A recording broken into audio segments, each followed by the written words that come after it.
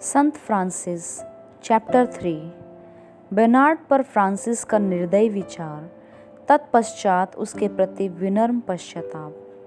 परमेश्वर के वचन का स्पष्ट रूप से विश्लेषण करने का वरदान बेर्नार्ड को परमेश्वर ने दिया था। इस कारण एक दिन फ्रांसिस ने बेर्नार्ड से परमेश्वर के वचन के विषय में चर्चा करना चाहा। जब वे बेर्नार्ड के पास पहुंचे, उस समय बेर्नार्ड प्रार्थना में लीन थे। फ्रांसिस ने बेर्नार्ड को यह कहकर बुलाया कि मुझ अंधे के पास आकर बातें कर। उस समय वे प्रार्थना में इतने लौलीन थे कि फ्रांसिस की आवाज़ सुन न सके। तब फ्रांसिस कुछ समय तक प्रतीक्षा करते रहे और वे नाराज होकर वहाँ से चले गए।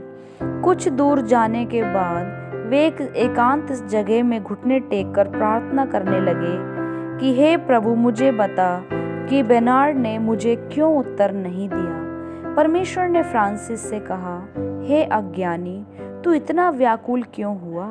क्या मनुष्य के खातिर सृष्टिकर्ता को छोड़कर आना उचित है?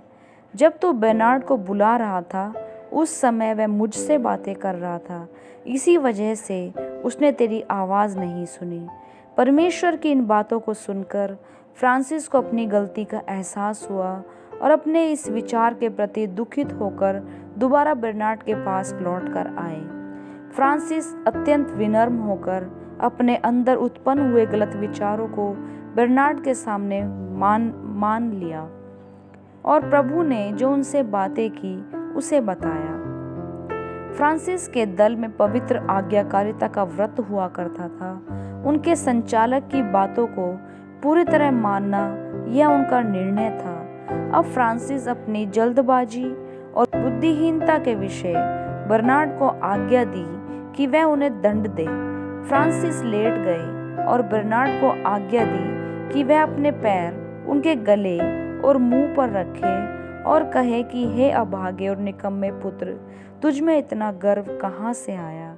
और उससे यह शपथ खिलवाई कि जब मुझ में कोई गलती देखो तो मुझे चेतावनी देना। बेर्नार्ड यह जानते थे कि फ्रांसिस एक महान भक्त है और परमेश्वर की दृष्टि में एक भक्ति का जीवन जी रहे हैं।